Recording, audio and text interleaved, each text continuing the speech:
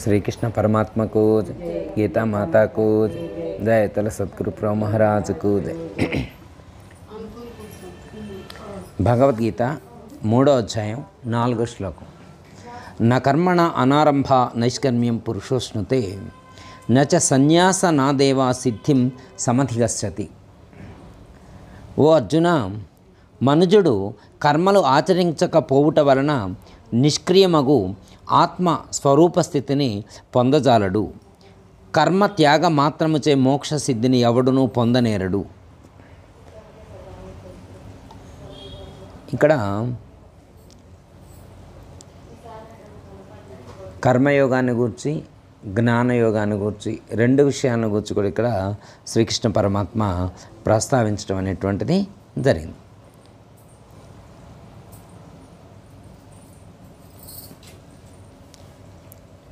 కర్మయోగం అంటే ఈ ప్రపంచంలో ప్రతి మనిషికి కూడా కొన్ని కర్మలు నిర్దేశింపబడి ఉన్నాయి. తనకు నిర్దేశింపబడి ఉన్నటువంటి కర్తవ్య కర్మలు ఏవైతే ఉన్నాయో ఆ కర్తవ్య కర్మలను విడిచిపెట్టకూడదు. వాళ్ళు ఆ కర్తవ్యాన్ని పూర్తి చేయాలి. ఇవే ధర్మాలు అంటారు. కర్మపరమైనటువంటి ధర్మాలు, అవి కర్తవ్యాలు అన్నమాట. ఉదాహరణకు అంటే పూర్వకాలంలో వృత్తి పనులు చేసేవాళ్ళు ఉంటారు, కుల వృత్తి ఉంటుంది. ఆ వృత్తి పని చేసేవాళ్ళు అవే చేసేటువంటి వాడు. రైతు వ్యవసాయం చేసేవాడు, వ్యాపారి వ్యాపారం చేసేవాడు, ఉద్యోగస్తులు ఉద్యోగం చేసేటువంటి వాడు, బట్టలు నేసేవాడు బట్టలు నేసేవాడు. ఆ వృత్తి ధర్మాన్ని వాళ్ళు పాటించేటువంటి ఇవి కర్మలు అన్నమాట. అవి విడిచిపెట్టకూడదు. అంటే ప్రతి మనిషికి ఆ ధర్మం ఏదైతే ఉన్నదో, విద్యుక్త ధర్మం ఏదైతే ఉన్నదో దాన్ని విడిచిపెట్టకూడదు. తల్లి తన ధర్మాన్ని పాటించాలి, తండ్రి తన ధర్మాన్ని పాటించాలి, కొడుకు తన ధర్మాన్ని పాటించాలి, గురువు తన ధర్మాన్ని పాటించాలి, శిష్యుడు తన ధర్మాన్ని పాటించాలి. వాళ్ళకి ఏవైతే కర్మలు చెప్పారు, గురువుకి ఏ కర్మ చెప్పారు, శిష్యుడికి ఏ కర్మ చెప్పారు, తల్లిదండ్రులకు ఎలాంటి కర్మలు చెప్పారు, పిల్లలకు ఎలాంటి కర్మలను నిర్దేశించి శాస్త్రం చెప్పిందో అలాంటి కర్మలను విడిచిపెట్టకూడదు. కర్మను విడిచిపెట్టినటువంటి వాడు భ్రష్టుడవుతాడు. కర్మను విడిచిపెట్టడం వల్ల జ్ఞానం అనేటువంటిది సిద్ధించదు. కర్మ అత్యంత ప్రధానమైనటువంటిది. ఎందుకంటే కర్మ చేయకుండా ఉండటానికి మనిషికి అవకాశం లేదు. చాలామంది అనుకుంటారు కర్మలు చేయకుండా ఉండడం బాధ్యతల నుండి తప్పించుకోవటం అన్నట్టు. బాధ్యతల నుండి తప్పించుకోవడం చేత మోక్షం అనేటువంటిది సిద్ధించదు అని చెప్పారు. నహి కశ్చిత్ క్షణమపి జాతు తిష్టత్య కర్మకృత్ కార్యతే హవశః కర్మ సర్వ ప్రకృతై జైర్గుణై. అంటే ఎవరు కూడా ఒక్క క్షణకాలం కూడా కర్మ ఆచరించకుండా ఉండలేరు. ఎందుకంటే మనకు తెలిసైనా కొన్ని కర్మలు చేస్తాం, తెలియకుండా కొన్ని కర్మలు చేస్తాం. కొన్ని సంకల్పిత కర్మలు అంటారు, కొన్ని అసంకల్పిత కర్మలు అంటారు. సంకల్పిత కర్మలు మనం అనుకొని చేస్తాం, అసంకల్పిత కర్మలు మనకు తెలియకుండా జరుగుతున్నాయి. మరి వాటిని ఎవరు ఆపగలుగుతారు?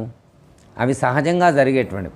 ఇవి చెవులు ఉన్నాయి, అవి శబ్దాలు వింటాయి, కళ్ళు రూపాలను చూస్తాయి, ముక్కు వాసన ఎరుగుద్ది, నాలుక రుచిని ఎరుగుద్ది, చర్మం స్పర్శను ఎరుగుద్ది. ఇవి వాటి ధర్మాలు. అవి చేసేటువంటి కర్మలు. అవి చేస్తాయి, వాటిని వద్దు అని ఆపైతి కాదు. పంచభూతాలకి కర్మలు ఉన్నాయి, ధర్మాలు ఉన్నాయి. అలాగే ప్రతిదానికి విద్యుక్తమైనటువంటి ఏవైతే ఉన్నాయో వాటిని ఖచ్చితంగా చేయాలన్నమాట. వాటిని విడిచిపెట్టడం అనేటువంటిది సరికాదు. ఎందుకంటే చాలామంది కర్మలు బంధహేతు అని చెప్పి, కర్మలు మనల్ని దుఃఖ వలయంలో నెట్టేస్తాయని చెప్పి కర్మలను విడిచిపెట్టేటువంటి ప్రయత్నం చేస్తూ ఉంటారు.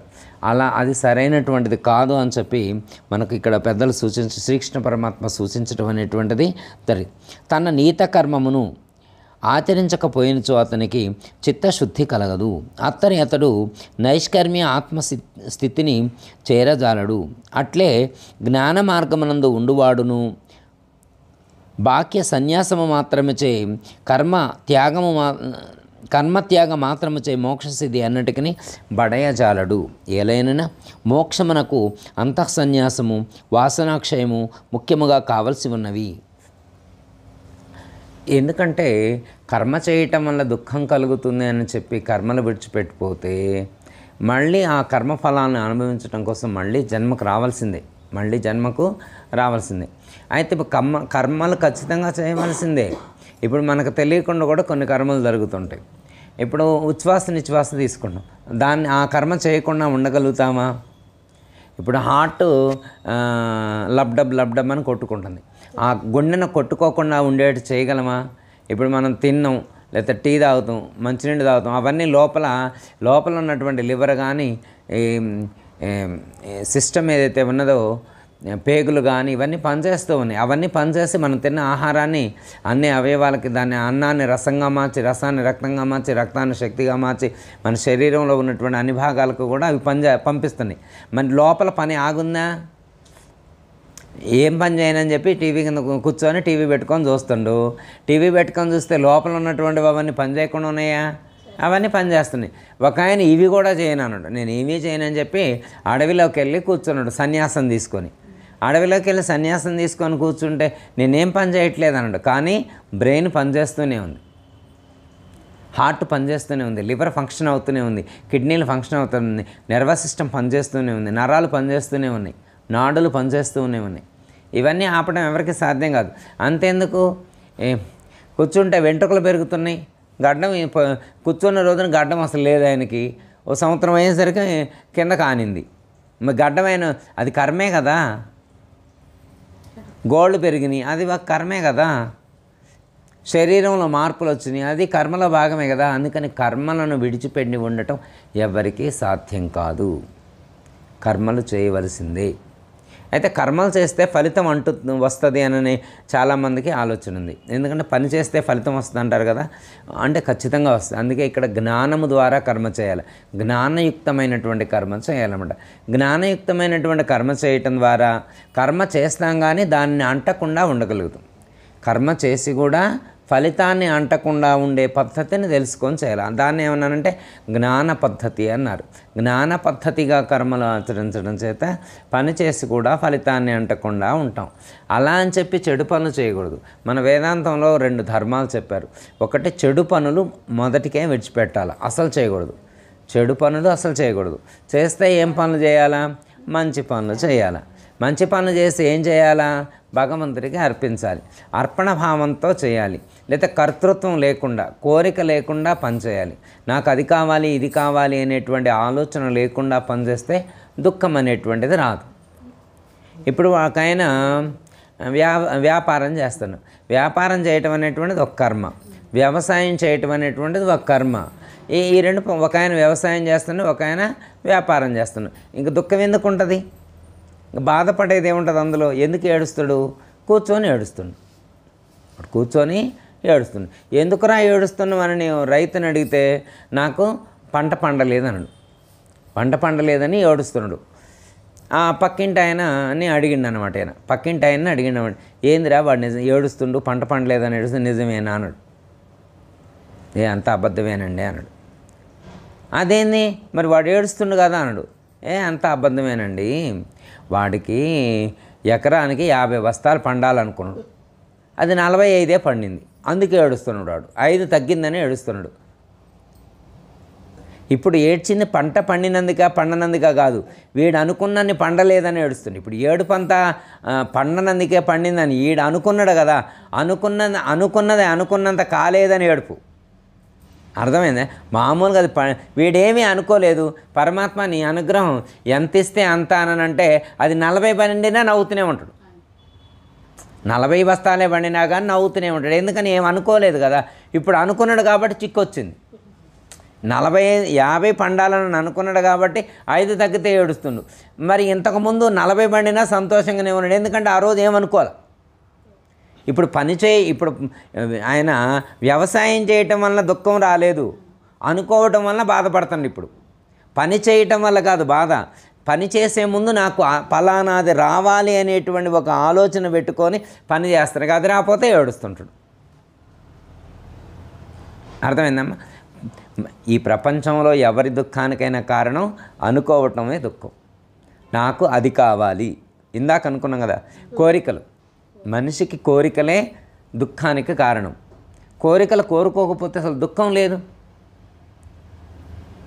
ఇప్పుడు పిల్లగాడికి పెళ్ళి కావాలనుకున్నారు. పిల్లగాడికి పెళ్ళి కావాలి, మంచిదే కోరిక, ఎవరైనా కోరుకోవాల్సిందే కదా. ఈ కోరికలో తప్పు లేదు కదా, ఈ కోరికలకు తప్పు లేదు కదా. కాకపోతే ఏంటంటే వాళ్ళ చుట్టాలోళ్ళకి వాళ్ళ అబ్బాయికి పెళ్ళైతే ఆ అబ్బాయికి 25 లక్షల కట్నం ఇచ్చారంట. ఇప్పుడు పెళ్ళి కుదిరిందా ఇవన్నీ కాదు, వాడికి 25 లక్షల కట్నం రేయలేదని ఈడేడుపు. ఈయన ఎందుకు ఏడుస్తుందంటే వాళ్ళ అబ్బాయికి 25 ఇచ్చారు, మా వాడికి 15 ఇచ్చారు, 10 దగ్గిని. వీడు మనసులో పెట్టుకుండు వాళ్ళకి 25 ఇచ్చారు కాబట్టి మనకు వచ్చే సంబంధం వాడు 30కైనా తగ్గొట్టాలని బాగా బలంగా కూర్చుండు. ఇక పిల్లగాడికి వయసు పెరిగిపోతుందని చెప్పి ఎట్లో గట్టని మామ అని పూర్తి చేశారు. ఇప్పుడు బాధ అంతా అయిందంటే పిల్లగాడికి పెళ్ళైంది, బాగానే ఉంది, పిల్ల బాగానే ఉంది, వచ్చినోడు బాగుంది, సంతానం అందింది, మనవడు బ్రహ్మాండంగా ఆడుకుంటాడు, ఇంటి చుట్టూ తిరుగుతున్నాయి. అయినా కానీ చుట్టాలు ఎవరు కనపడ్డా కానీ వాళ్ళు కనపడితే చాలు ఏడుతూనే ఉండి కూర్చొని.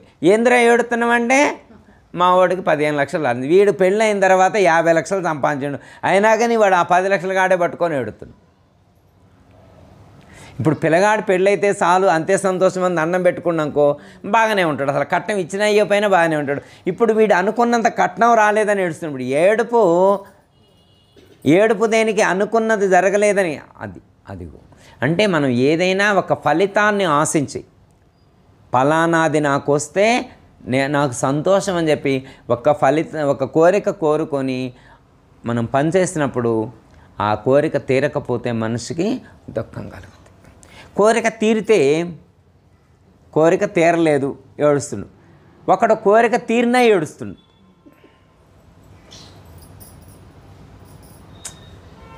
చిన్న ఎగ్జాంపుల్ ఒకడికి ఊరు నుంచి ఫోన్ చేశారు, వాళ్ళ బాబాయ్ వరుస అవుతారు. ఫోన్ చేసిండు. ఫోన్ చేసినప్పుడు అవి ఇవి మాట్లాడుకుంటుంటే ఏం చేస్తున్నావు అంటే నేను మొన్ననే 2 గేదెలు కొనరా అన్నాడు. ఒక్కోటి ఎంత కొన్నామంటే 25,000 అయింది ఒక గేదె అన్నాడు. అబ్బో 50,000 పెట్టాను 2 గేదెలు కొనుక్కున్నాను. ఈడు మనసులో పడ్డది, నేను కూడా 2 గేదెలు కొనాలి. మా బాబాయ్ 2 గేదెలు కొన్నాడు కాబట్టి నేను కూడా గేదెలు కొని మిల్క్ వర్క్ చేయాలండి, పాల వ్యాపారం చేయాలండి, మిల్క్ బిజినెస్. పాల బిజినెస్ చేస్తే పాలు, పెరుగు, నెయ్యి, వెన్న ఎంతైనా వస్తుందని చెప్పి ఆలోచించిండు. అర్థమైందా? ఇప్పుడు 2 గేదెలు కొంటే చాలు. వీడి కాన్సెప్ట్ అయితే 2 గేదెలు కొంటే చాలు. వాళ్ళ బాబాయ్ కొన్నాడు కాబట్టి వీడు కొనాలి, బాబాయ్ కొన్నాడు కాబట్టి. అయితే వీడు గేదెలు కొనడు, హ్యాపీగా ఉండాలా వద్దా? ఏమైందంటే వీడు కొన్న గేదెల్లో ఒక గేదె కట్టట్లేదు, అది డెలివరీ అవ్వట్లేదు, ఇక అది పాలు ఇయ్యదు కదా. ఇప్పుడు దాకా గేదె లేదని ఏడ్చుండు, ఇప్పుడు గేదె ఉన్నదని ఏడుస్తుండు.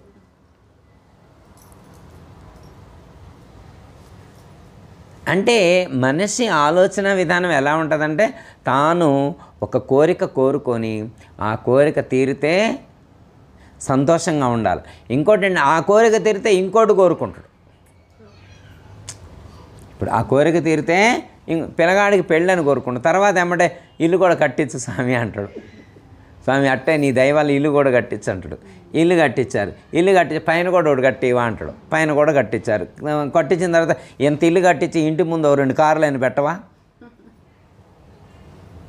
అట్లా అంటే మరి ఎంత కార్లు పెట్టి ఎంత ఇల్లు కట్టించా మెయింటైన్ చేయడానికి డబ్బులు ఇవా మరి?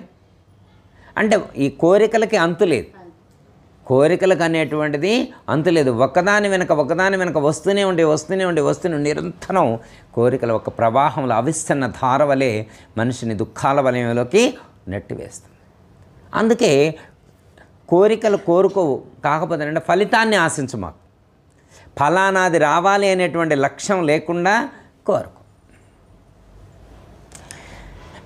ఎట్లా ఉంటుందంటే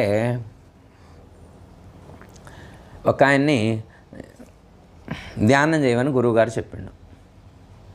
వీడు ధ్యానం చేద్దామని పోయి ఒక చోట ఒక చిన్న కుటీరం వేసుకొని కూర్చున్నాడు.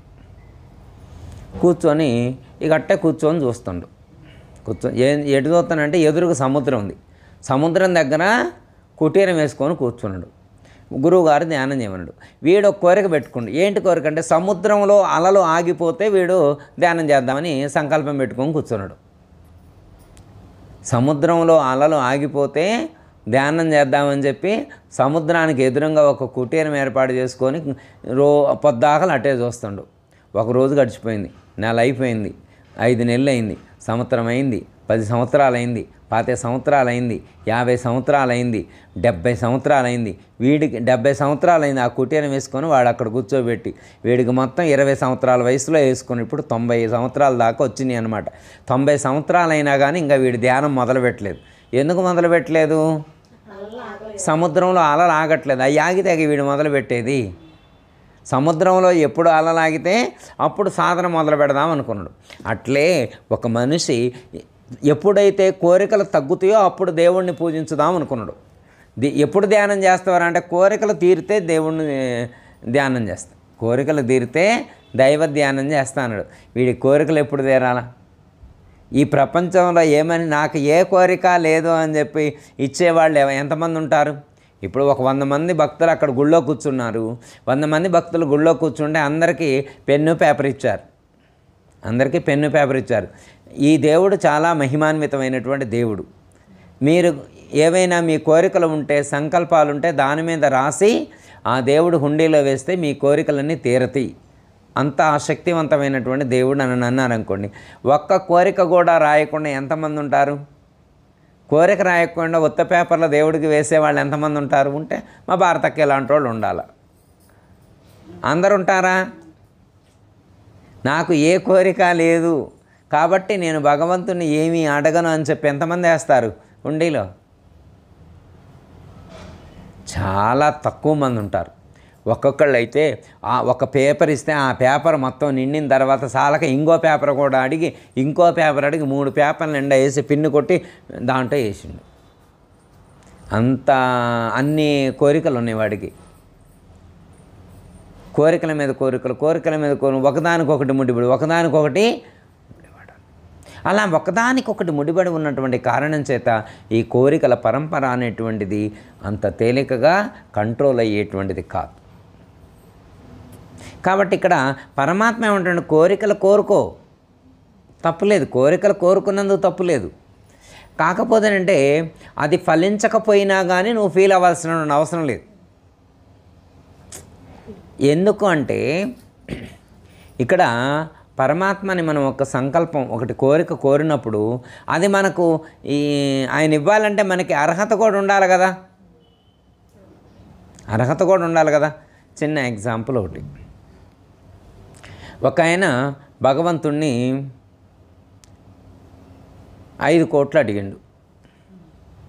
అప్పేం పెట్టలే ఆయన. పాపం ఆయన అప్పేమని పెడతారమ్మ దేవుడికి నేను అప్ప రోజు అడుగుతుండు. ఉదయం ఒకసారి, మధ్యాహ్నం ఒకసారి, సాయంత్రం ఒకసారి, రాత్రి పడుకునేటప్పుడు ఎప్పుడైనా నిద్రలో లేచి కూడా అదే అడుగుతుండు. స్వామి 5 కోట్లు ఇవా, స్వామి 5 కోట్లు ఇవా అంటాడు. వాళ్ళ అత్తగారు వాళ్ళు 5,000 కూడా ఇలా వీడికి. ఇప్పుడు దేవుడిని 5 కోట్లు అడుగుతుండు. అత్తగారి కంటే ఎక్కువైపోయింది దేవుడు ఇప్పుడు అడుక్కోవడానికి. 5 కోట్లు అడిగితే ఇవ్వట్లేదు. 6 నెలలు దాటింది అయినా ఇవ్వలేదు. నేను అడిగితే కోపం ఇవ్వట్లేదని నేను కోపం వచ్చింది. ఇప్పుడు ఈయనకి కోపం వచ్చింది. ఎవరి మీద? దేవుడి మీద. నేను అడిగితే ఇయ్యవా? ఇంత మహాభక్తుణ్ణి నేను మొన్న 3 కొబ్బరికాయలు కొట్టా, 2 కేజీలు పులిహార చేయించా, 108 ప్రదక్షిణలు చేశా, పూలమాల కూడా తీసుకొచ్చా, నేను 20 రూపాయల పూలు కూడా తీసుకొచ్చి నీకు పెట్టా, అగరబత్తీలు ఎట్లాంటి తెచ్చా అనుకున్నా, మంచి సువాసన వచ్చే అగరబత్తీలు తీసుకొచ్చి పెట్టా. ఇన్ని చేస్తే నేను నాకు 5 కోట్లు ఇవ్వ స్వామి అని చెప్పి అడిగాడు. సరే ఓకే, ఇది ఒక పక్కన ఉంది. ఒకరోజు ఈయన దేవుడికి 5 కోట్లు ఇవ్వ, 5 కోట్లు ఇవ్వని ప్రార్థన చేసేటువంటి టైంలో వాళ్ళ చిన్న మనవడు వచ్చిండు. వాళ్ళ చిన్న మనవడు వచ్చి, తాత 500 ఇవ్వ, ఐస్ క్రీమ్ కొనుక్కుంటా అన్నాడు. లేదా 500 ఈ తాత చాక్లెట్లు కొనుక్కుంటా అన్నాడు. తాత 500 ఈ చాక్లెట్లు కొనుక్కుంటా అని పిల్లగాడు అడుగుతూ ఉండు పొద్దాకలా. ఈయన 5 కోట్లు అడుగుతుండు, పిల్లగాడు 500 అడుగుతుండు. పిల్లగాడు 500 అడిగితే 5 రూపాయలు చేతిలో పెట్టి పో చాక్లెట్లు కొనుక్కోపో అన్నాడు ఒక్కటి పీకి. అర్థమైందమ్మా? పిల్లగాడు 500 అడిగితే వాడికి 500 ఇవ్వకుండా ఏం చేసిండు? 5 రూపాయలు ఇచ్చి ఒక్కటి పీకి పోనాడు అని ఎల్లగొట్టిండు. అంటే ఏంటి అర్థం? నువ్వైతే పిల్లగాడికి, నీ మనవడికి, నీ సొంత మనవడికి 500 అడిగితే నువ్వైతే ఇవ్వవు, కానీ ఇప్పుడు భగవంతుడు 5 కోట్లు నీకు ఇవ్వాలా? నీ మనవడికే నువ్వు ఇవ్వలేదుగా, మరి నేను నీకెందుకు ఇవ్వాలా? ఎస్.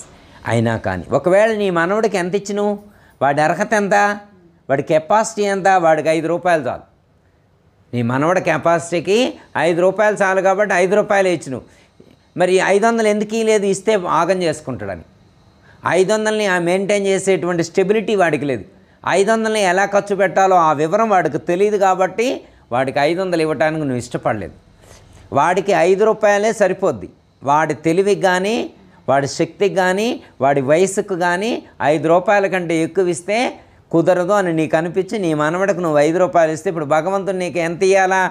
మరి నువ్వు నీ మనవడిని నువ్వు నీ సొంత మనవడికే 500 ఇవ్వడానికి ఎంత ఆలోచించుకునే, మరి భగవంతుడు నీకు ఇవ్వాలంటే ఆలోచించుకోవడా? నువ్వేంది, నీ తెలివేంది, నీ భక్తి ఏంది, నీ కర్మ ఏంది, నీ మనసులో ఉన్నటువంటి బుద్ధి ఎలాంటిది, నీ ఆలోచనలు ఎలాంటివి, నువ్వు మంచోడివా చెడ్డోడివా, ఎలాంటోడివి, నువ్వు డబ్బులు ఇస్తే నువ్వు దేనికి ఖర్చు పెడతావు? అవన్నీ మరి భగవంతుడు క్యాలిక్యులేట్ చేసుకుంటాడా చేసుకోడా? మరి తాగుబోతుకి, తిరుగుబోతుకి, చెట్ల పేక ఆడేవాడికి, జూదం ఆడేవాడికి, గుర్రపందాలు ఆడేవాళ్ళకి, బెట్టింగులు కట్టేవాళ్ళకి, ఒక బెట్టింగ్ కట్టేవాడు 5 కోట్లు ఇమ్మని అడిగితే ఇస్తారా దేవుడు? జూదం ఆడేవాడికి ఇస్తారా? గుర్రం పందాలకి ఖర్చు పెట్టేవాడికి ఇస్తారా? డ్రింకర్కి ఇస్తారా? వ్యసనాల పాలైనటువంటి వాడికి ఇస్తారా? ఇవ్వడు. ఒకవేళ ఇస్తే ఎవరికి ఇస్తాడు? అర్హత ఉన్నటువంటి వాడికి. వాడు ధర్మాత్ముడైతే ఇచ్చిన 10 రూపాయలు 10 మందికి పంచి పెడతాడు అనేటువంటి ఆలోచన కలిగితే, వీడికి ఆలోచన ఉంటే, వీడికి అర్హత ఉంటే ఇస్తారు. అర్హత పొందే అర్హత ఉంటే ఇస్తారు. ఒకవేళ మనం ఏదైనా భగవంతుని కోరినప్పుడు అది మనకి ప్రాప్తించకపోతే ఏమనుకోవాలా? మనకు అర్హత లేదు కాబట్టి ఇవ్వలేదు. మనకి అర్హత రాగానే ఆయన ఇస్తారు. ఇప్పుడు 500 అడిగిన పిల్లగాడు ఉన్నాడు కదా, ఆ అబ్బాయి చిన్నప్పుడు ఇప్పుడు ఫస్ట్ క్లాస్ కాబట్టి ఇవ్వలేదు. ఇదే పిల్లగాడు రేపు ఎంఎస్సి చేసిండనుకో అమ్మ, లేదా పిహెచ్డి చేసిండనుకో, లేదా కాలేజీకి వెళ్ళే స్టేజ్ వచ్చిండనుకో, అప్పుడు 500 అడిగితే 1000 రూపాయలు ఇచ్చి పంపించిండు. ఈ పిల్లగాడు ఇప్పుడు 500 అడిగితే 5 రూపాయలు ఇచ్చింది కదా, ఇదే పిల్లగాడు పెద్ద అయిన తర్వాత 500 అడిగితే ఏం సరిపోతాయో లేవో నాన్న, ఖర్చులకు ఇంకో 500 ఉంచుకొని చెప్పి 1000 రూపాయలు ఇచ్చి పంపించిండు. ఇప్పుడు అడిగితే ఇవ్వలేదు, అప్పుడు ఇచ్చిండు. ఎందుకు ఇచ్చినప్పుడు? అప్పుడు వీడికి ధనాన్ని వినియోగించుకునేటువంటి నాలెడ్జ్ ఉంది, ఆ అర్హత కలిగింది. ఆ అర్హత ఉంది కాబట్టి అప్పుడు ఇచ్చాడు. ఇప్పుడు అర్హత లేదు కాబట్టి ఇప్పుడు ఇవ్వలేదు. మనకు కూడా అంతే. భగవంతుడు నేను ఏదైనా అడిగితే ఇవ్వలేదంటే అర్హత వచ్చినప్పుడు ఆయన ఇస్తాడు అనేటువంటి నమ్మకంతో ఉండాలంతే. That's all. ఇవ్వలేదంటే మనకు వాటి వల్ల ఉపయోగం లేదు. ఒకటి, మనకు అర్హత లేకపోతే ఇవ్వడు. రెండోది, అది ఇవ్వటం వల్ల మనకి ఏమైనా ఇబ్బంది కలిగేటట్టుంటే ఇవ్వడు. ఆయన ఏదైనా మనకి ప్రాప్తింపజేస్తే అది ఇవ్వటం వల్ల మనకి ఇబ్బంది కలిగేటైతే దాన్ని ఇవ్వడు. ఆ ఇబ్బంది, ఆ దోషం తొలగిపోయిన తర్వాత మళ్ళీ మనకు అనుగ్రహిస్తారు. అర్థమైందా? అంటే మనం ఏదైనా ఎవరైనా కోరుకుంటే ఆ కోరుకునే దాని వెనకాతల ఎలాంటి ఆలోచన ఉండాలి అంటే, పలాంది కావాలి అనేటువంటి ఒక ఫలితాన్ని ఆశించకుండా కోరుకోవాలి. కోరిక వెనక ఏముండకూడదు? ఫలితం. ఫలితాన్ని ఆశించకుండా కోరుకుంటే అది దుఃఖాన్ని కలిగించదు. ఫలితాన్ని ఆశించకుండా చేయబడేటువంటి కర్మ ఏదైతే ఉన్నదో దానికి గొప్ప ప్రయోజనం కలుగుతుంది. ఇప్పుడు ఎవరైనా ఏదైనా ఊరికనే చేస్తారా? ఏదైనా ఒక సత్కర్మ, దుష్కర్మ అంటే వాడి ఆలోచన వాడుకుంటుంది, మనకు దానికి సంబంధం లేదు. మనం చెడు పనులు ఎప్పుడు చేస్తే మంచి పనులే చేస్తాం. అవి కూడా భగవంతుడికి అర్పణ చేస్తాం. అర్థమైందమ్మా? ఎవరైనా ఏదైనా పని చేస్తే ఊరికనే చేస్తారా? లాభాన్ని ఆశించకుండా చేసేవాళ్ళు ఎంతమంది ఉంటారు? లాభాన్ని ఆశించకుండా ఎవరు ఉండరు. ఒకవేళ అలా లాభాన్ని ఆశించకుండా చేస్తే వాడిని పిచ్చోడు అంటారు. ఇక్కడ ఏమంటున్నారంటే, నాయన కర్మలు చేసినప్పుడు కర్మలు చేయాలి, కానీ ఆ కర్మ ఫలితం మనకు అంటకుండా ఉండే విధంగా చేయాలి. ఆ కర్మ ఫలితం మన మీద ప్రభావం చూపెట్టకుండా ఉండేట్లుగా చేయగలరు. కర్మ చేయాలి కానీ దాన్ని అంటకుండా తప్పించుకునేటువంటి ఉపాయం తెలియాలి. దాన్నే భగవద్గీతలో శ్రీకృష్ణ పరమాత్మ కర్మసు కౌశలం అన్నారు. యోగ కర్మసు కౌశలం అన్నారు. అంటే కౌశలం అంటే నైపుణ్యత. కర్మ చేసే విధానంలో నైపుణ్యత ఉండాలి.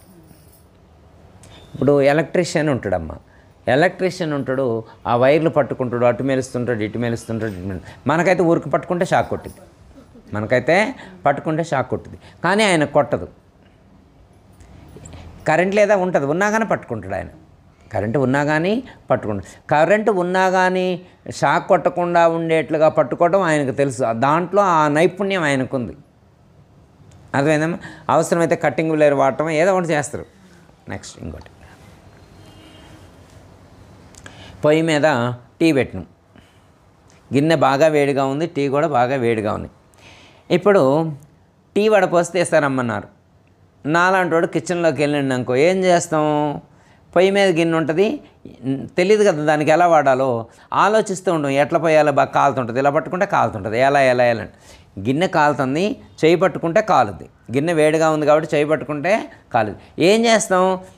ఖచ్చితంగా టీ అయితే గ్లాసులో పోయాలి, కానీ దాన్ని పట్టుకోవాలంటే మన చేతికి గిన్నెకి మధ్యలో ఇంకేదైనా ఒకటి అడ్డుగా ఉండాలి.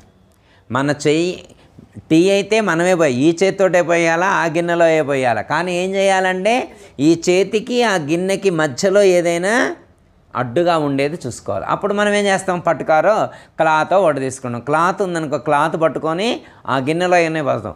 అంటే పని అయితే అయింది, కర్మ చేసినాం, కానీ దానివల్ల రావాల్సినటువంటి ఇబ్బంది లేకుండా చూసుకోగలిగినాం. టీ పోసుకునేప్పుడు, అన్నం వండుకునేప్పుడు, మనం ఇంట్లో ఉన్న పనులు చేసేప్పుడు ఎట్లయితే మనం వ్యవహరిస్తున్నామో అలాగే ప్రతి క్షణం కూడా మనం చేయబడేటువంటి కర్మలు ఏవైతే ఉన్నాయో అవి అంటకుండా ఉండే విధంగా కర్మలు చేయాలి.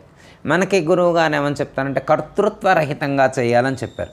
భగవద్గీతలో శ్రీకృష్ణ పరమాత్మ నిష్కామ కర్మయోగం అన్నారు. నిష్కామ కర్మయోగం అంటే కోరిక లేకుండా, లేకపోతే సంకల్పం లేకుండా, ఆలోచన లేకుండా పని చేయాలన్నారు. కానీ మన గురువుగారు ఏం చెప్పారు?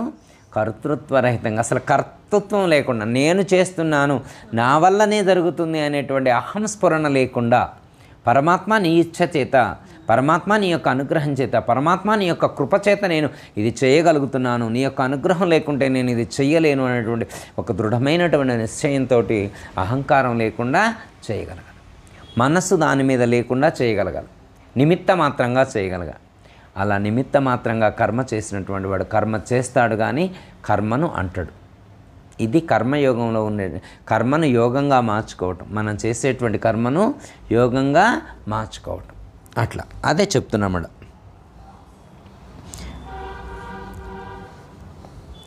కర్మ త్యాగ మాత్రముచే మోక్షసిద్ధి ఎన్నటికి నీ బడయజాలడు. ఏలైనా మోక్షమునకు అంతఃసన్యాసము, వాసనాక్షయము ముఖ్యముగా కావలసి ఉన్నవి. అంటే ఎవరైనా మోక్షం పొందాలి అంటే ఏం కావాలి అంటే పనులు వదిలిపెడితే మోక్షం కాదు, మోక్షం రాదు. చేయాల్సినటువంటి కర్తవ్య కర్మలు విడిచిపెట్టి అడవికి వెళ్ళినా, హిమాలయాలకు వెళ్ళినా, ఆశ్రమాల వెంట తిరిగినా కానీ మోక్షం రాదు. తన కర్తవ్యాన్ని పాటించాలి, విద్యుక్త ధర్మాన్ని పాటించాలి, అతడు ముక్తిని పొందుతాడు. మీకు వినే ఉంటారు, కౌశికుడు అనేటువంటి ఒక బ్రాహ్మణుడు విద్య నేర్చుకుంటాడు. అయితే గృహస్థుగా ఉండి భార్య, పిల్లలు, తల్లిదండ్రులు వీళ్ళందరితో ఉన్న వాళ్ళకి మోక్షం రాదు, ఇవన్నీ బంధహేతువులు, ఇవన్నీ బంధించి వేస్తాయి, వీటన్నీ విడిచిపెట్టి మోక్షాన్ని పొందాలి అని చెప్పి తల్లిదండ్రుల్ని, వృద్ధాప్యంలో ఉన్న తల్లిదండ్రులకు సేవ చేయకుండా భార్య పిల్లల్ని విడిచిపెట్టి అడవికి వెళ్ళి ఒక చెట్టు కింద కూర్చొని తపస్సు చేస్తారు.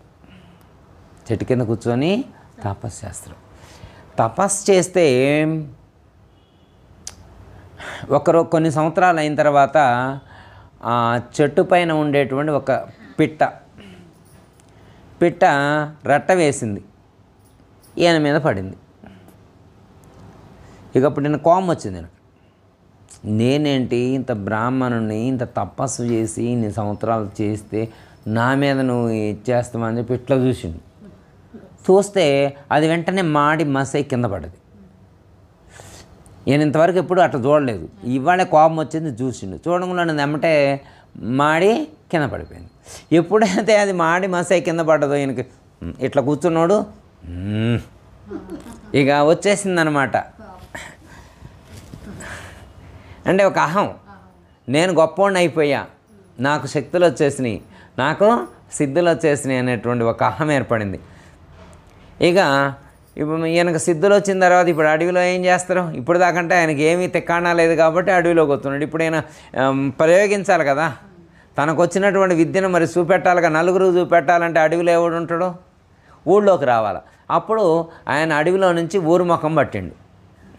వాళ్ళ ఊరు కాదు కానీ వేరే ఊరిలోకి వెళ్ళిండు. వేరే ఊళ్ళోకి వెళ్ళి అక్కడ మరి భిక్షాటన చేసుకుంటూ అవసరమైనప్పుడు విద్యను ప్రదర్శించే ప్రయత్నం చేస్తూ ఉన్నాడు. ఒకరోజు ఒక ఇంటికి వెళ్ళాడు. ఒక ఇంటికి వెళ్ళి భవతి భిక్షాందేహి అన్నాడు. భవతి భిక్షాందేహి అనగానే ఆవిడ, ఆ ఇంట్లో ఉన్నటువంటి ఆవిడ, స్వామి వస్తున్నాను, ధాన్యం తెస్తున్నాను, వేచి ఉండండి అని అన్నది. ఇంతలోకి ఆయన వేచి ఉండండి అని శబ్దం చేసిన తర్వాత ఆవిడ ఇంట్లోకి వెళ్ళింది. ఇంట్లోకి వెళ్తే అప్పుడే భర్త ఇంట్లోకి వచ్చిండు. ఆయనకి ఏదో అర్జెంట్ వర్క్ ఉంది. వెంటనే నేను ఆఫీస్కి వెళ్ళాలి, నువ్వు అర్జెంటు నాకు అన్నం పెట్టు అని చెప్పి భర్త చెప్పిండు. ఇప్పుడు ఆవిడ భర్తకు సంబంధించినటువంటి పనులు చేసింది. చేసేసరికి ఈయన పిలుస్తున్నాడు బయట ఉండి, రా బయటికి, ఎంతసేపు వెయిట్ చేయాలా, బయట ఎండ ఉంది, ఏం చేయాలని చెప్పి పెద్దగా అరుస్తున్నాడు. సరే కాసేపు అయిన తర్వాత భర్తకు అన్నం పెట్టి సరే ఆయన తింటూ ఉంటే వచ్చి, ఏం స్వామి అంత పెద్దగా అరుస్తారేంటి, నేను వస్తా కదా ఇంట్లో అని చెప్తా, నా పని నాకు ఉంటుందని. నేను ఎవరో తెలుసా అన్నాడు. నాకు తెలుసు స్వామి, మొన్న ఏదో అక్కడెక్కడ చెట్టు కింద కూర్చొని తపస్సు చేస్తుంటే పైకి చూస్తే కాకి మాడిపోయి కింద పడదు, అదే కదా నువ్వు నాకు చెప్పాలనుకున్నాను. ఎవడ ఇంట్లో ఉంది, నేను అక్కడెక్కడో కాకిని చంపింది ఎవడికి చెప్పాలా, నాకు ఒక్కడికే తెలుసు, ఈవిడికెట్ట తెలిసింది అనుకున్నాను. అంటే ఈవిడ ఏమన్నా తపస్సు చేస్తుందా, ఏమీ లేదు. కాషాయ వస్త్రాలా లేవు. ఈవిడేమైనా భక్తురాలా, ఏం భక్తులు, రుద్రాక్షలు కూడా ఏం కనపట్టలేదు, స్ఫటికమాలలు కూడా ఏం కనపడ. అబ్బా ఈవిడకి ఎట్లా అంత సిద్ధి, ఈవిడకి ఎట్లా వచ్చింది అబ్బా అనుకున్నాడు. మా అమ్మ పొరపాటు అయిపోయింది, పొరపాటు జరిగింది, కొద్దిగా అహం చూపెట్టా, మన్నించు. మరి నీకు అసలు ఎలా వచ్చింది ఈ సిద్ధి? నేను ఎన్నో సంవత్సరాలు తపస్సు చేస్తే నాకు సిద్ధి వచ్చింది. మరి నీకు చూస్తే చిన్న వయసులోనే ఉన్నావు, నీకు ఎట్లా వచ్చింది తల్లి సిద్ధి అంటే, నాకు వేరే సిద్ధి రావడానికి నేను వేరే ఏం ప్రయత్నాలు చేయలేదు, మంత్రానుష్ఠానం కూడా చేయలేదు. నా భర్త, మా అత్తగారు, మా మామగారు, మా తల్లిదండ్రులు, వీళ్ళని ప్రత్యక్ష దైవాలుగా భావించి సేవ చేస్తూ పూజ చేస్తూ ఉన్నా. ఇక అదే నాకు, వాళ్ళ ఆశీస్సులే నాకు ఇంత శక్తిని, ఇంత సిద్ధిని ప్రసాదించినాయి అని. పతిభక్తి కలిగి ఉంటున్న తల్లికి ఇంత శక్తి వస్తుందా? ఓ తండ్రి, ఇది కాదురా, ఇంతకంటే శక్తి ఉన్నటువంటి వాళ్ళు కూడా ఉన్నాడు, ఇంతకంటే శక్తి ఉన్నవాళ్ళు ఉన్నారు. అవును, వేస్తున్నాను. ఎవరంటే పలానా చోట ఒక ధర్మవ్యాధుడు అనేటువంటి మహాత్ముడు ఉన్నాడు, అక్కడికి వెళ్ళి ఆయన దగ్గరికి వెళ్తే నీకు ఇంకా చెప్తాడు, ఆయన చూస్తే నువ్వు ఇంకా ఆశ్చర్యపోతావు. సరే ఆ రహస్యం ఏందో తెలుసుకుందామని చెప్పి అక్కడికి వెళ్తారు. వెళ్తే ఆయన మాంసం అమ్మేటువంటి కటికి దుకాణం అయింది. చనిపోయినటువంటి ప్రాణులను తీసుకొచ్చి అక్కడ మాంసం విక్రయించేటువంటి వృత్తి అయింది. ఆయన అక్కడ ఉన్నాడు.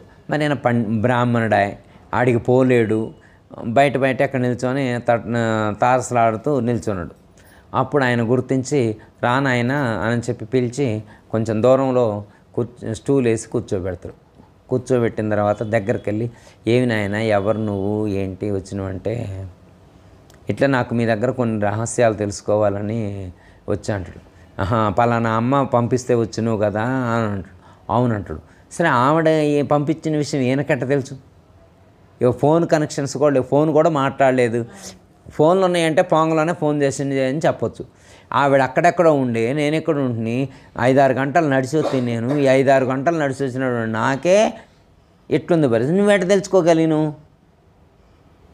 నీకెట్ట తెలిసిన స్వామి, ఆవిడే పంపించిందా? నాకు తెలిసిన స్వామి, అది పెద్ద విద్య కాదన్నాడు. అలా తెలుసుకోవడం అనేది అది ఒక పెద్ద విద్య కాదన్నాడు. ఇంతకంటే ఇంతకంటే రహస్యాలు ఉన్నాయి తెలుసుకునే అన్నాడు. అయితే మరి నాకు చెప్తువా అన్నాడు. ఇప్పుడు కాదులే, ఇంటికి పోయాక చెప్తాను. సరే సాయంత్రం అయిన తర్వాత దుకాణం బంద్ పెట్టి ఇంటికి వెళ్తారు. వెళ్ళేప్పుడు మాట్లాడుకుంటూ తీసుకెళ్తాడు. వెళ్ళిన తర్వాత బయట కుర్చీ వేసి కూర్చోబెట్టి ముందు మంచినీళ్ళు ఇచ్చి, నాయన కాసేపు ఇక్కడ కూర్చో, నాకు ఇంట్లో పని ఉందని చెప్పి వెళ్ళి వాళ్ళ తల్లి తండ్రికి స్నానం చేయించి వాళ్ళకి ఆహారం పెట్టి వాళ్ళని మందులు వేసి వాళ్ళని పడుకోబెట్టి పూర్తయిన తర్వాత అప్పుడు ఈయన దగ్గరకు వచ్చి, స్వామి ఇప్పుడు చెప్పండి అన్నాడు. మీ కథ ఏంటో ఇప్పుడు చెప్పండి. అయ్యా మరి రాంగలోనే కాసేపు మాట్లాడుకోవచ్చుగా, మరి లోపల పోయి గంట సేపు లోపల ఏం చేసి వచ్చారు అన్నాడు. లోపల వేరే చేయటం కాదు నాన్న, మా తల్లిదండ్రులు, కన్న తల్లిదండ్రులు వృద్ధాప్యంలో ఉన్నారు, అందుకని ముందు వాళ్ళకి సపర్యలు చేసి వాళ్ళకి ఆహారాన్ని ఇచ్చి ఔషధాలు ఇచ్చి వాళ్ళను సేద తీర్చి మళ్ళా నీ సమక్షానికి వచ్చాను ఆయన అంటాడు.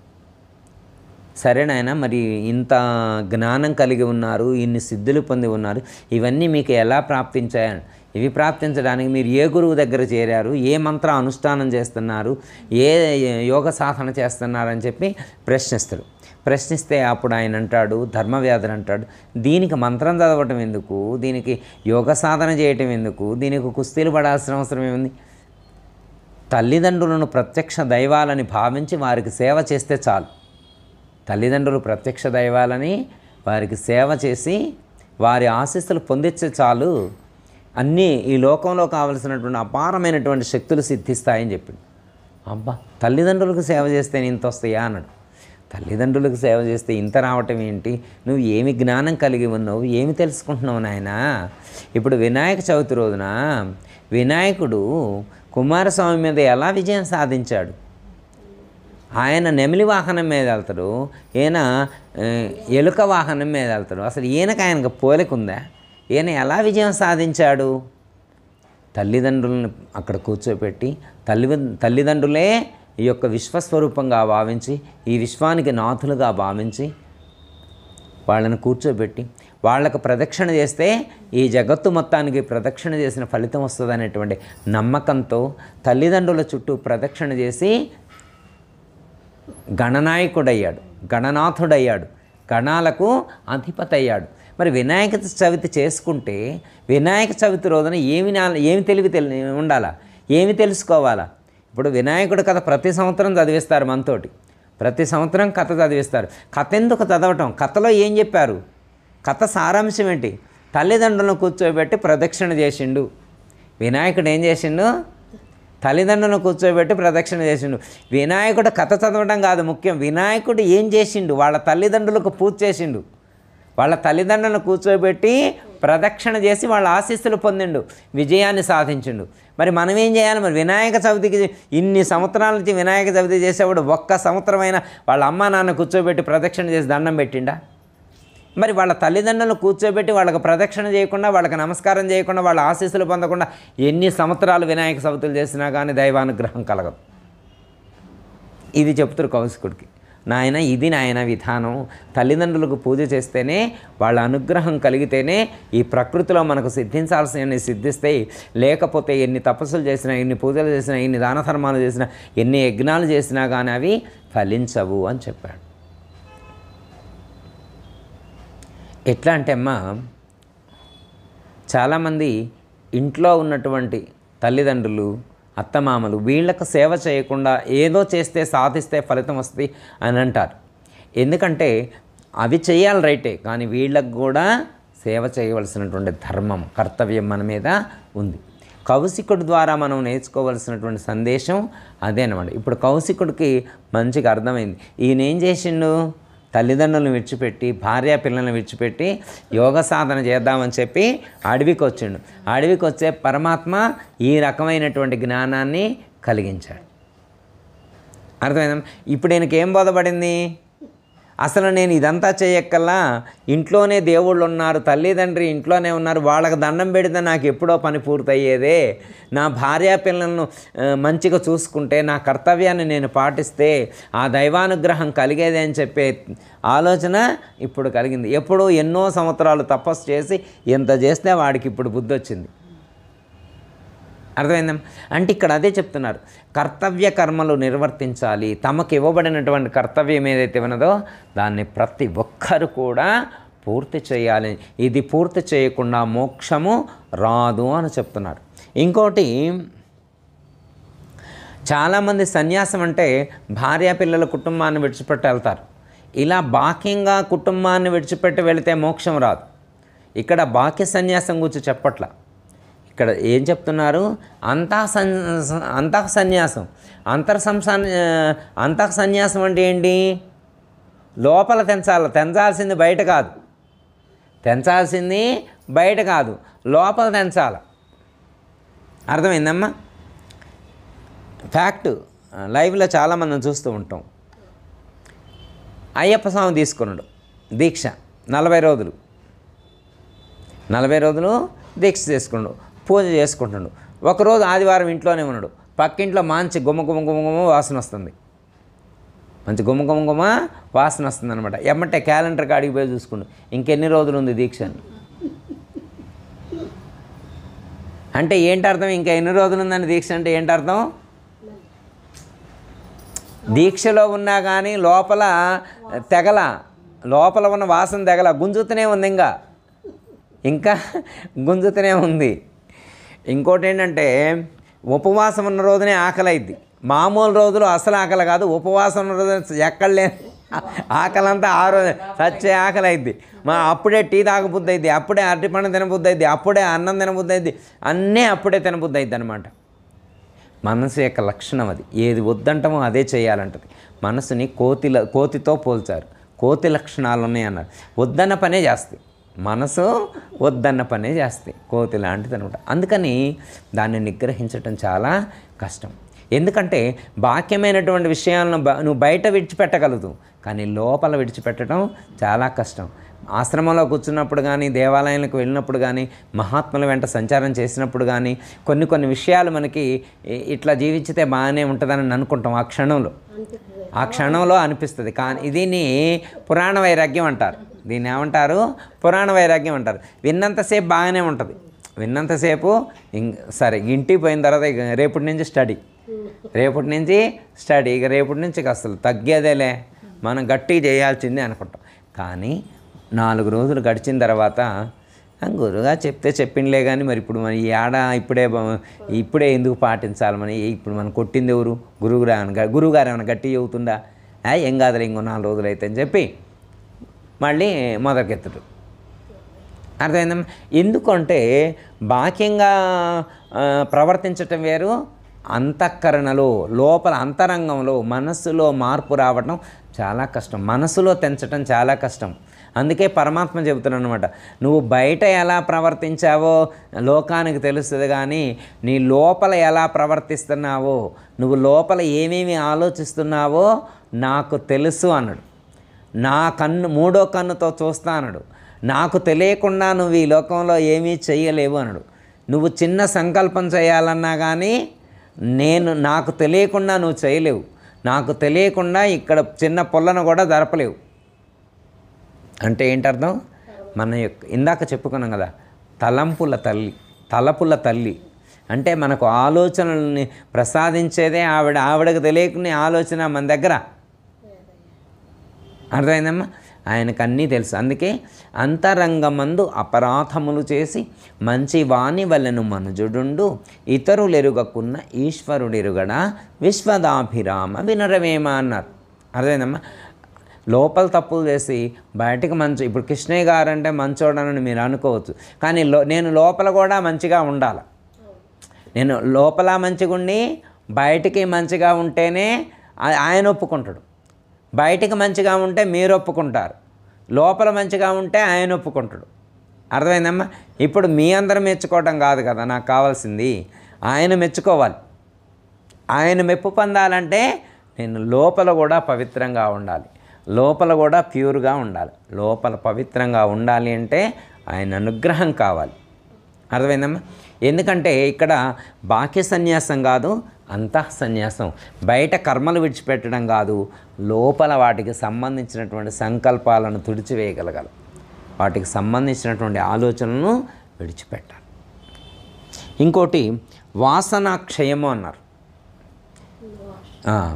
వాసనలు కూడా విడిచిపెట్టాలి.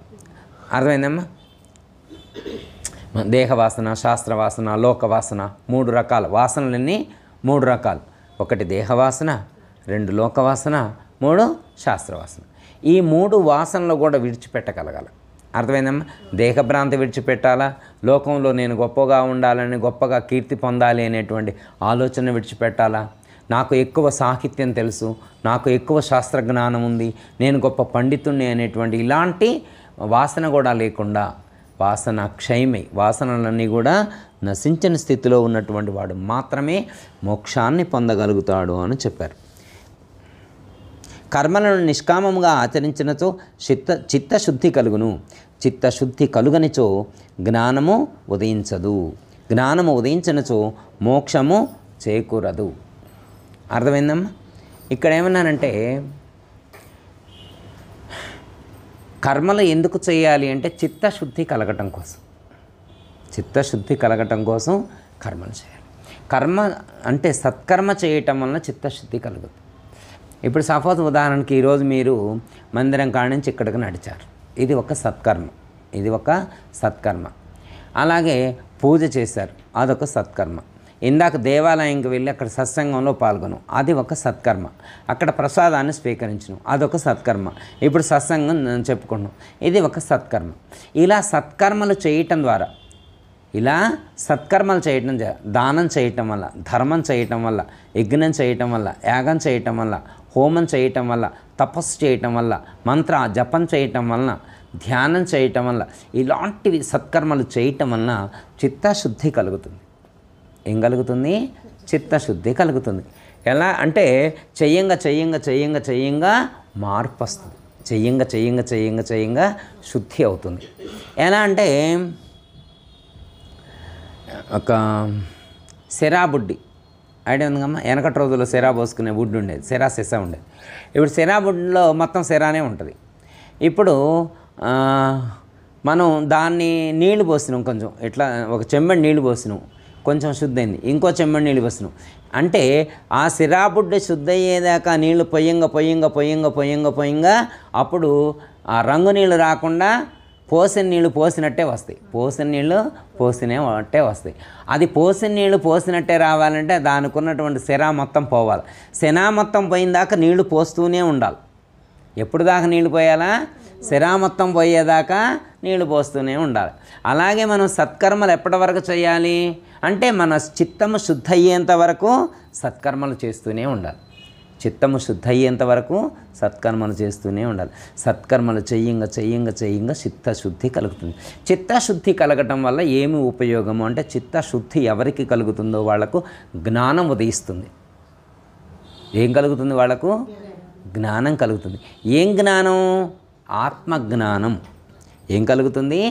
ఆత్మజ్ఞానం కలుగుతుంది. ఆత్మజ్ఞానం కలగటం అంటే ఏంటి? ఇప్పుడు ఆత్మజ్ఞానం కలిగిందన్నారు, జ్ఞానోదయం అవుతుంది అన్నారు. ఆత్మజ్ఞానం కలగటం అంటే ఏంటంటే ఈ శరీరము నశించేదని, లోపల ఉన్నటువంటి ఆత్మ నశించదు, అది సర్వవ్యాప్తమై వ్యాపించి ఉన్నది అనేటువంటి సత్యము బోధపడుతుంది.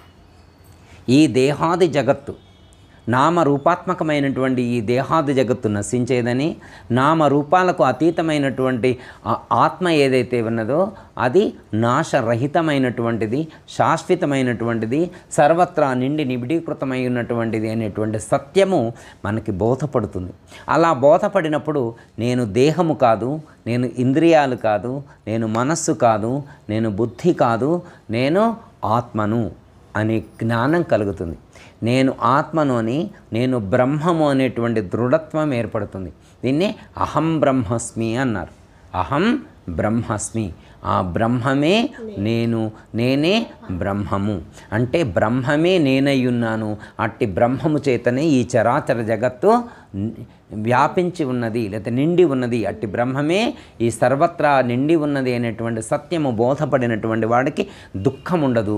ఎందుకు దుఃఖం ఉండదు అంటే వాడు ముక్తుడై ఉంటాడు. ఇంకా వాడిని ఏది బంధించదు, వాడిని ఏది బంధించదు. ఎందుకంటే అంతటా ఆత్మస్వరూపమే వ్యాపించి ఉన్నదైనటువంటి సత్యము తెలుసుకున్నటువంటి వాడికి ఇంకా దుఃఖం అనేటువంటిది ఉండదు, ఇంకా ఏది కూడా బంధించదు. ఇప్పుడు అంతటా ఆత్మస్వరూపమే వ్యాపించి ఉంది అనేటువంటి విషయం తెలిసిందనుకో అమ్మా, ఇంకా బాధ ఏముంటుంది? ఇంకేం బాధ ఉండదు. అర్థమైందమ్మా? అలాంటి జ్ఞానం కలగాలి అంటే, అలాంటి మోక్షము సిద్ధించాలి అంటే ఏం చేయాలి అంటే వాసన క్షయం కావాలి. వాసన క్షయం కావాలి అంటే నిరంతరం కూడా సత్కర్మలు చేయాలి. నిరంతరం సత్కర్మలు చేయటం చేత నిష్కామ కర్మాచరణ చేయటం ద్వారా చిత్తశుద్ధి కలుగుతుంది. చిత్తశుద్ధి ద్వారా జ్ఞానం ఉదయిస్తుంది. జ్ఞానం ఉదయించడం ద్వారా బంధ విముక్తుడవుతాడు, భ్రాంతి రహితుడవుతాడు. ఇక భ్రాంతి, దేని మీద భ్రాంతి ఉండదు, దేని మీద ఆసక్తి ఉండదు. నాకు అది కావాలి, ఇది కావాలి అనేటువంటి వాంఛ ఏమీ ఉండదు, కోరిక ఏమీ ఉండదు. కోరికలు దాటిన స్థితికి చేరుకుంటాడు, కోరికలు లేని స్థితికి చేరుకుంటాడు. అలాంటి స్థితికి చేరుకోవడం అనేటువంటిది మామూలు విషయం కాదు. మనం ఈ జన్మకు వచ్చిందే అలాంటి లక్ష్యాన్ని చేరటానికి, అలాంటి స్థితిని పొందడానికి మనం ఇక్కడకు వచ్చాం. అదే విషయాన్ని పరమాత్మ ఇక్కడ సూచిస్తున్నారు.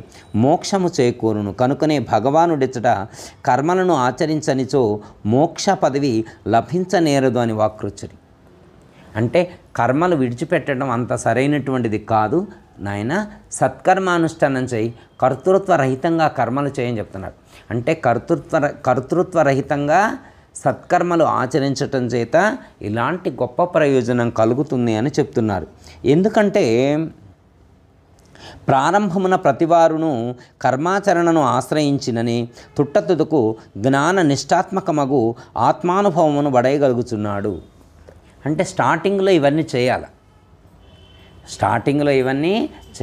ఇంకా ఆ స్థితికి చేరుకున్న తర్వాత అవసరం లేదు.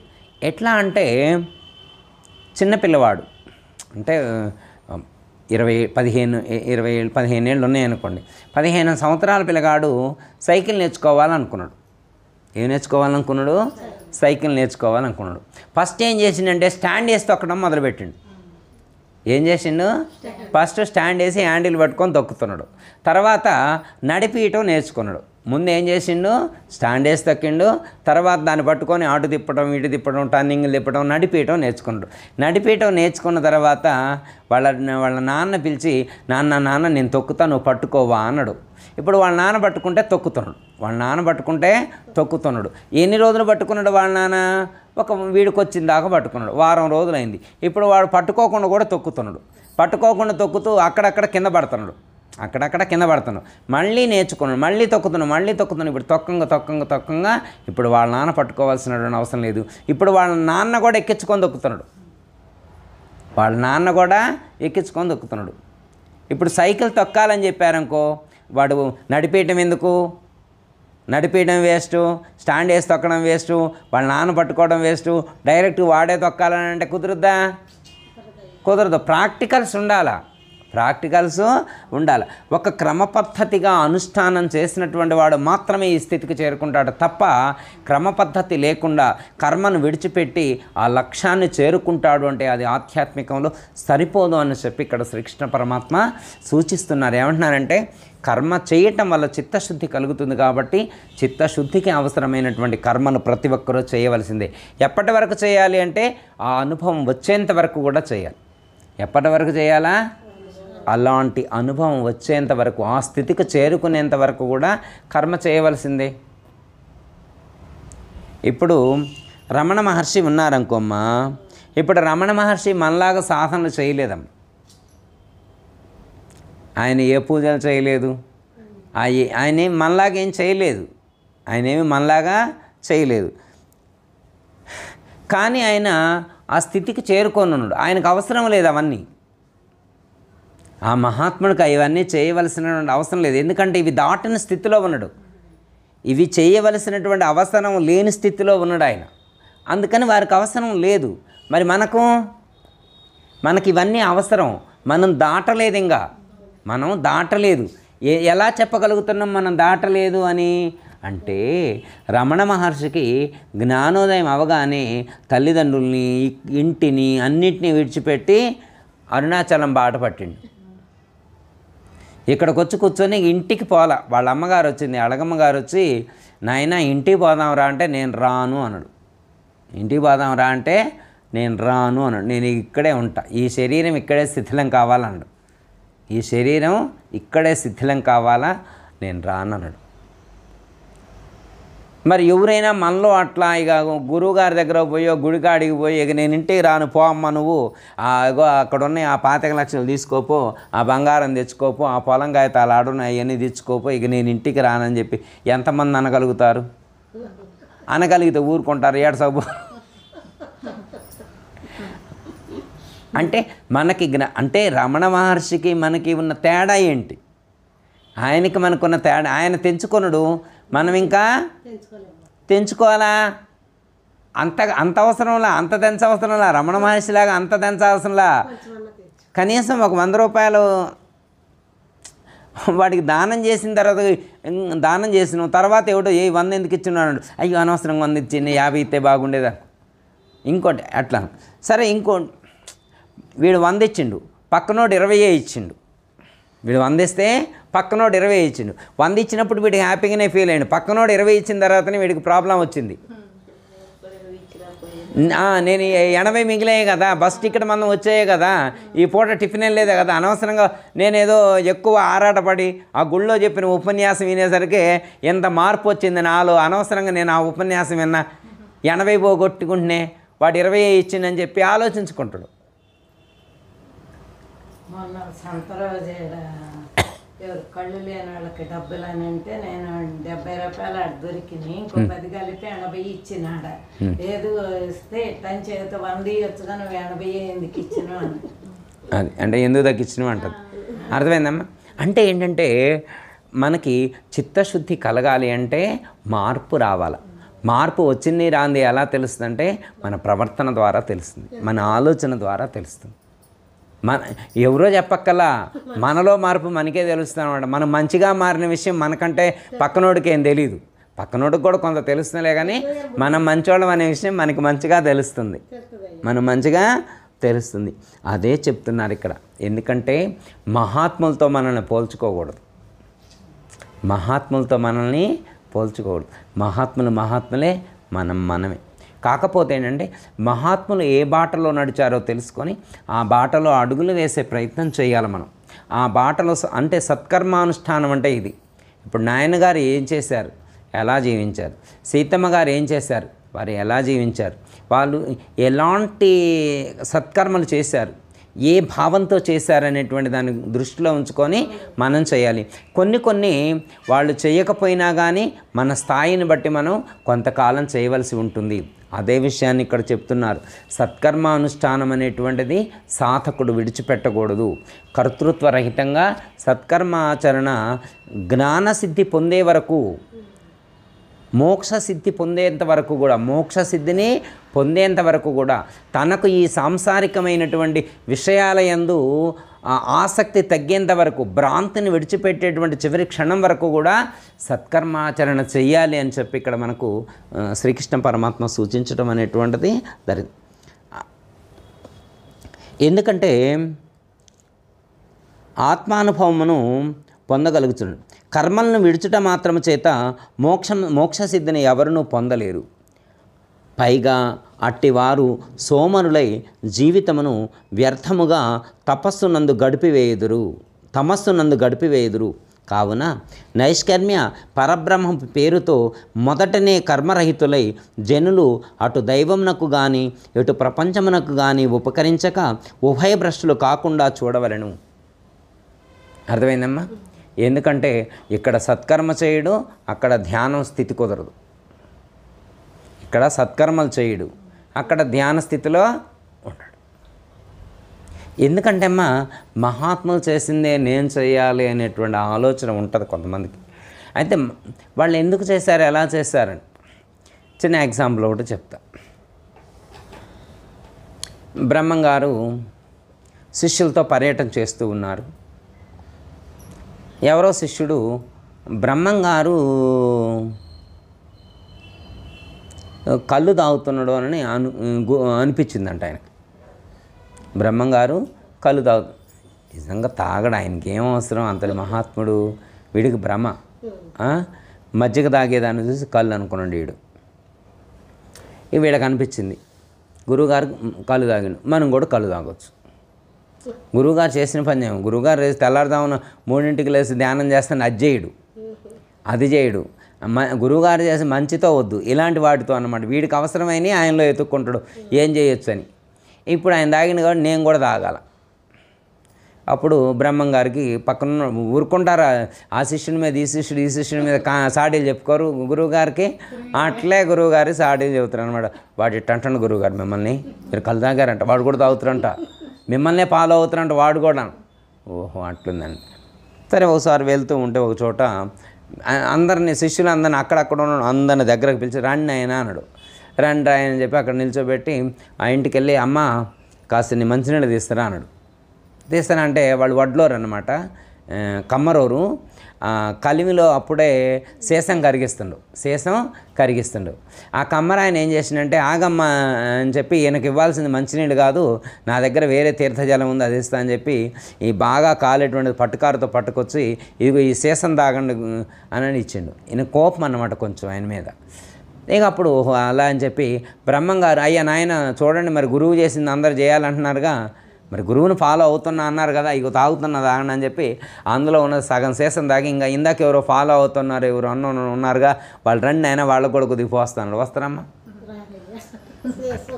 అంటే గురువుగారు సమయస్ఫూర్తి సందర్భాన్ని గుర్తించి గురువుగారు ఎవరికి ఏది అవసరమై ఎందుకు మాట్లాడుతున్నారో వారికి తెలుస్తుంది కాబట్టి వారిని అనుసరించాలంటే సమయస్ఫూర్తి కూడా ఉండాలి, వారి సలహా తీసుకోవాలి, వారి ఆశీస్సులు తీసుకోవాలి, వారి సలహాతో నడుచుకున్నప్పుడు మాత్రమే ఆ ప్రయోజనం అనేటువంటిది కలుగుతుంది. తమస్సు నుండి రజస్సులోకి, రజస్సు నుండి సత్వములోకి, సత్వము నుండి విశుద్ధ సత్వమునకు లేక గుణాతీతమునకు జీవుడు క్రమముగా పోవలను. అట్టి స్థితిని ప్రారంభమున కర్మాచరణము వలనే సాధ్యమగును కానీ అకర్మణత్వమున వలన సాధ్యము కాదు. కనుకనే భగవానుడు ఇక్కడ నైష్కర్మ్య సిద్ధి రూప మోక్షము సామాన్యమైనది కాదనియు అది అకస్మాత్తుగా ఓడిపడినది కాదనియు కర్మాచరణ లేక చిత్తశుద్ధికి వలయు నిష్కామ కర్మలను మొదట చేయక ఆ స్థితి ఎప్పటికీ సంభవించనేరదని ఢంకా మ్రోగించినట్లు చెప్పడమైనది. అంటే సత్కర్మానుష్ఠానము చేయకుండా మోక్షం అనేటువంటిది సిద్ధించదు అని శ్రీకృష్ణ పరమాత్మ చెప్పారమ్మా. కాబట్టి మనం సత్కర్మలు చేసేటువంటి ప్రయత్నం చేద్దాం, అవి కూడా కర్తృత్వరహితంగా చేద్దాం. అలా చేయటం వలన చిత్తశుద్ధి కలుగుతుంది, జ్ఞానోదయం అవుతుంది, మోక్ష సిద్ధి కలుగుతుంది అని చెప్పి మనకి ఇక్కడ 3వ అధ్యాయంలో 4వ శ్లోకంలో శ్రీకృష్ణ పరమాత్మ సూచించడం అనేటువంటిది జరిగింది. ఆ పద్ధతిగా మనం మన యొక్క జీవన విధానాన్ని, జీవన శైలిని భగవద్గీతలో చెప్పినట్లుగా మనకు మన యొక్క సాంప్రదాయబద్ధంగా మన గురువుగారు ఏదైతే నిర్దేశించారో ఆ నిర్దేశించినటువంటి మార్గంలో మనం గురువుగారు చెప్పినటువంటి పద్ధతిగా అడుగులు వేసేటువంటి ప్రయత్నం చేద్దాం. చివరకు ఆ లక్ష్యాన్ని చేరుకునేటువంటి ప్రయత్నం చేద్దాం. జయ తల సద్గురు ప్రభు మహారాజుకు.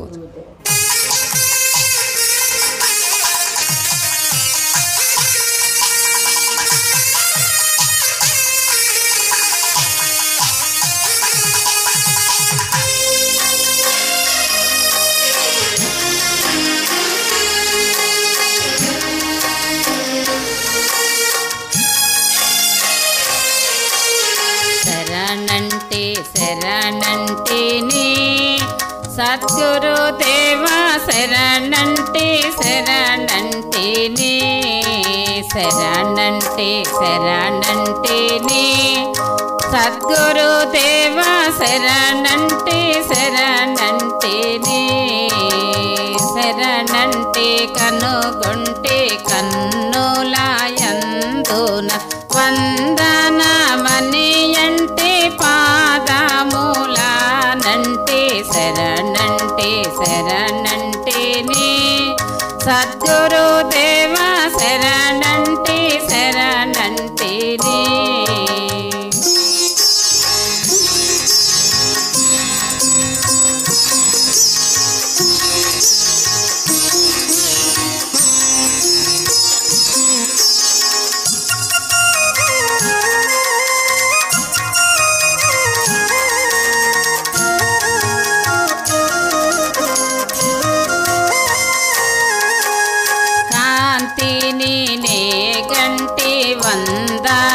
వందనమనియంటి పాదములానంటి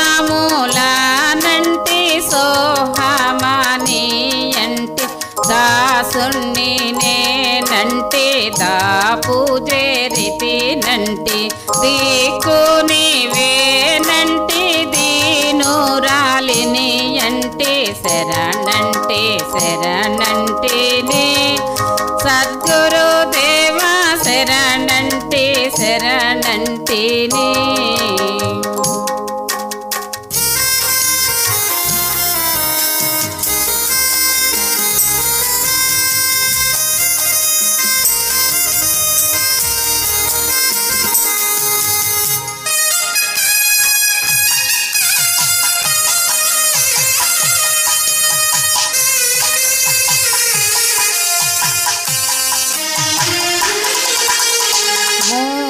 ఫలము లేదంటే గురుతో విడితేనంటే గురుని పాదములాన శరణంటే శరణంటే సీతమ్మ శరణంటే సత్యాయాఖ్యుల చేరి శరణంటే శరణంటేనే సద్గురు దేవ శరణంటే శరణంటేనే శరణంటే శరణంటేనే సద్గురు దేవ శరణంటే శరణంటేనే శరణంటే శరణంటేనే.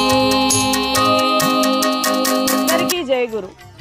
మరిన్ని ఆధ్యాత్మిక రహస్యాల కోసం అచల బోధ, ఆత్మబోధ, భగవద్గీత, అలాగే పండుగల్లో దాగిన అర్థాలు, అంతరార్థాల కోసం మరియు యోగము, ధ్యానము మొదలైన అనేక ఆధ్యాత్మిక తెలుగు ప్రవచనాల కోసం క్రింద ఉన్నటువంటి రెడ్ కలర్ సబ్స్క్రైబ్ బటన్ను క్లిక్ చేయండి.